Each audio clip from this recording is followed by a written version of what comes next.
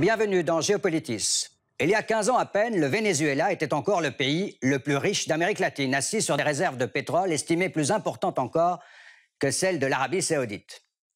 Avec l'élection à la présidence d'Hugo Chavez en 1998, le Venezuela s'inscrivait alors dans cette vague rose qui allait porter au pouvoir des leaders de gauche dans la plupart des États d'Amérique latine. Le Venezuela est indépendant, le Venezuela est libre. 4 ans à peine après la mort de Chavez, le gouvernement de Nicolás Maduro affronte une situation quasi insurrectionnelle. Les manifestations de rue ont fait près de 60 tués depuis le mois d'avril. Comment le Venezuela en est-il arrivé là? Comment peut-il s'en sortir? Les militaires qui occupent les postes clés du pouvoir soutiendront-ils le président jusqu'au bout? Réponse dans quelques instants avec l'invité de Géopolitis.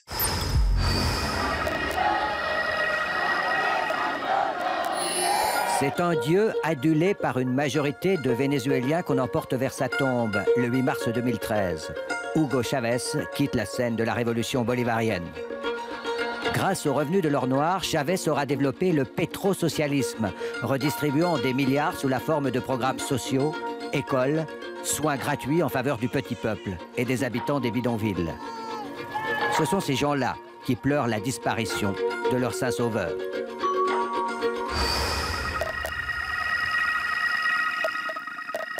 Nicolás Maduro, le successeur désigné, doit affronter, à peine arrivé au pouvoir, la chute verticale des prix du pétrole. Avec le choc pétrolier, le bel édifice de la révolution chavésienne s'effondre.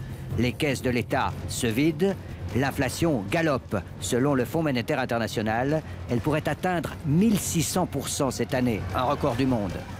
Les pénuries s'aggravent, riz, pain, médicaments, électricité, tout vient à manquer. Au marasme économique et social s'ajoute la corruption endémique et la violence qui atteint des sommets, 92 meurtres pour 100 000 habitants, 2 fois plus qu'au Brésil. À Caracas et dans les principales villes du pays, les manifestations se succèdent par vagues, quotidiennes, depuis le mois d'avril. Les opposants réclament des élections anticipées et le départ du président, de moins en moins populaire. Mais jusqu'ici, il peut compter sur le soutien de la hiérarchie militaire. Nous réitérons au commandant en chef notre loyauté absolue et notre soutien irréductible.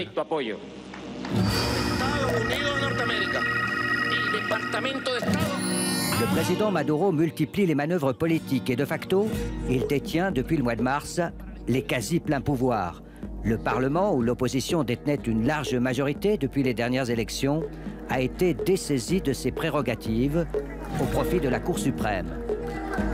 Figure de proue de cette opposition, l'avocat Enrique Capriles a été jugé inéligible pour 15 ans. Lui et ses partisans dénoncent un coup d'État institutionnel. Même les pays amis en Amérique latine qui s'enthousiasmaient pour la révolution socialiste s'inquiètent désormais de cette dérive vers la dictature. Caracas a répondu en claquant la porte de l'Organisation des États américains.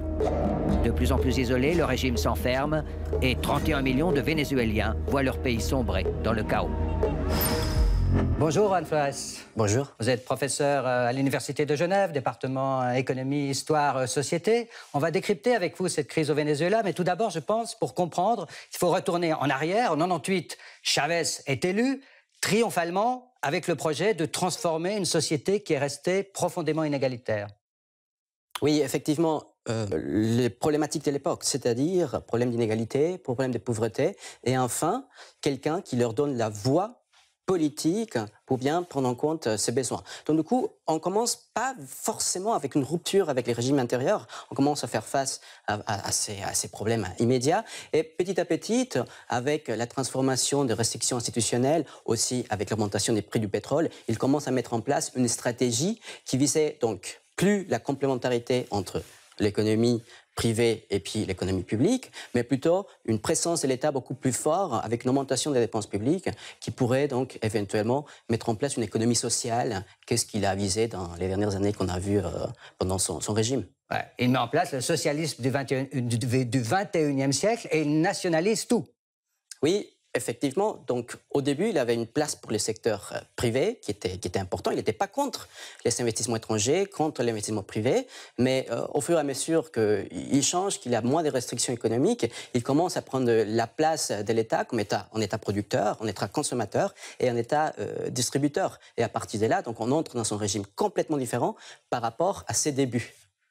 En nationalisant notamment le pétrole, la principale ressource du pays, est-ce que Chavez achète ses alliances dans les pays latino-américains avec les royalties du pétrole? Oui, en grande partie. Donc, il avait besoin d'une partie d'acheter un soutien à l'intérieur, mais aussi faire la concurrence à l'interventionnisme qu'il disait par rapport donc, aux États-Unis. Donc, avec cette augmentation des revenus pétroliers, il arrive à avoir ses soutiens, à faire que d'autres États aussi regardent sa politique, ses politiques économiques, tout en leur soutenant avec des moyens financiers provenant justement des ressources pétrolières. Et puis Maduro arrive au pouvoir, il est immédiatement confronté à la chute des prix du pétrole. Est-ce que cette chute des prix du pétrole explique le marasme aujourd'hui? En grande partie, c'est vrai. C'est-à-dire, il achetait son soutien politique en grande partie parce qu'il avait ses revenus extraordinaires. Donc ça, c'est vrai. Mais de l'autre côté, c'est vrai que les conditions, quand il arrive au pouvoir, c'est pas les mêmes conditions que Chavez avait à son époque. Donc du coup, qu'est-ce que ça veut dire? Il faut qu'il regarde la manière, comment il va acheter, il va avoir les personnes, les institutions qui vont soutenir son projet. Donc, à partir de là, il va pouvoir le faire, il va pouvoir mettre à l'écart l'opposition qui devient de plus en plus fort, cependant, avec des restrictions beaucoup plus importantes, et notamment la restriction économique qui provient de la chute des prix du pétrole. Alors, avant d'aller plus loin, Juan Flores, je vous propose notre rubrique Zoom. Mélanie Ohayon fait le point sur les relations du Venezuela avec les grandes puissances. Il y a d'un côté les amis, puis de l'autre côté, il y a le grand ennemi américain.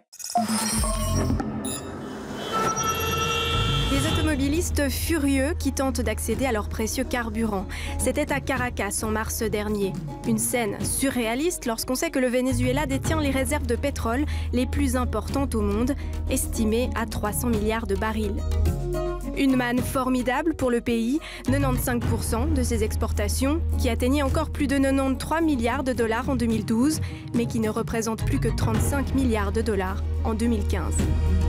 Son premier client, curieusement, ce sont les États-Unis, alors que les relations diplomatiques entre Caracas et Washington sont surtout faites d'insultes et de menaces. Donald Trump qualifiait récemment de honte pour l'humanité la crise politique au Venezuela. La réponse de Nicolás Maduro, cinglant. Contra la agresión de Donald Trump, las amenazas de intervención, la grosería de opinar sobre nuestro país. El que se mete con Venezuela se seca. Asphyxié par ses dettes, le Venezuela peut encore compter sur un ami, l'un des derniers, la Russie de Vladimir Poutine. Le géant pétrolier Rosneft vient d'accorder au pays un prêt à haut risque d'1,5 milliard de dollars. La Russie est aussi le premier fournisseur d'armes du Venezuela. Autre allié, la Chine, qui a fait du Venezuela l'une de ses têtes de pont en Amérique latine. En 10 ans, elle a prêté au pays, en échange de son pétrole, près de 50 milliards de dollars. Un mot quand même sur ce paradoxe. Il y a cette hostilité diplomatique très forte avec les États-Unis, encore plus avec les États-Unis de Donald Trump. Et puis d'un autre côté, le business, le commerce du pétrole qui continue. Oui, il y a effectivement une sorte de contradiction apparente.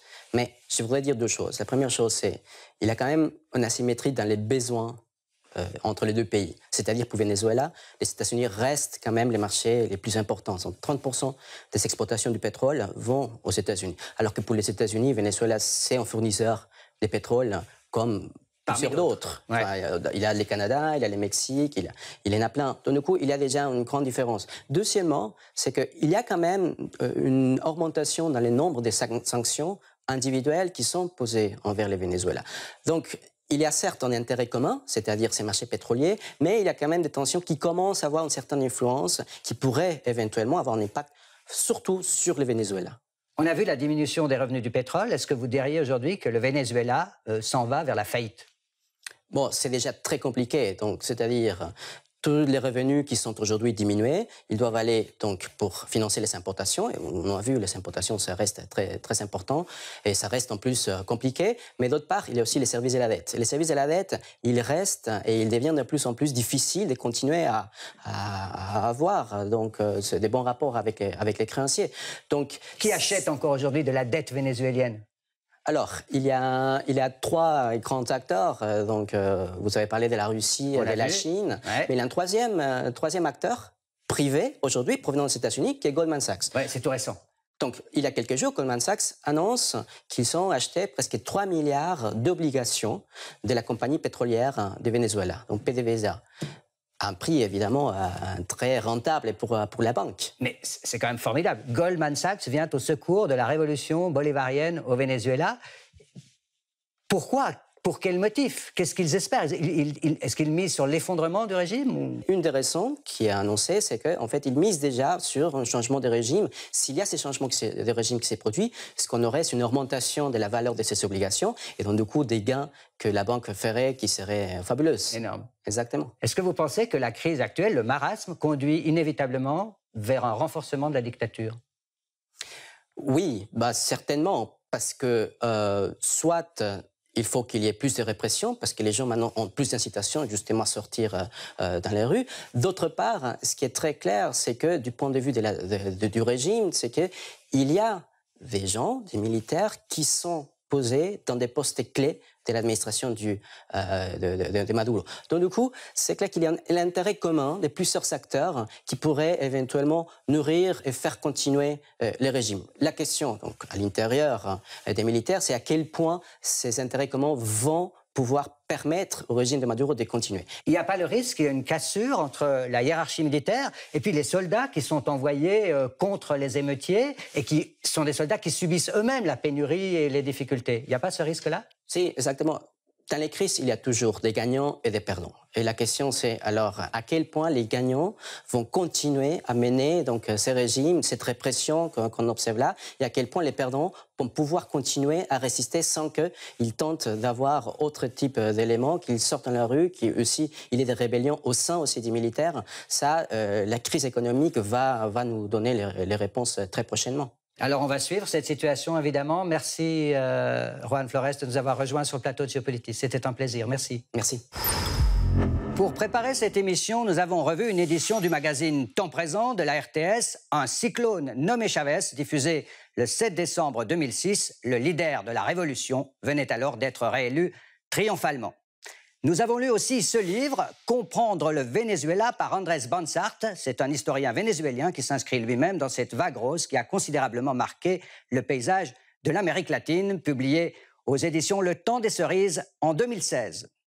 La semaine prochaine, nous braquerons les projecteurs sur le commerce illégal des œuvres d'art. C'est un fléau qui met en péril notre patrimoine universel, qui efface les mémoires des peuples et des civilisations, un fléau exacerbé par les guerres en Irak, en Syrie et ailleurs en Afrique. Merci de votre fidélité, je vous souhaite une excellente semaine.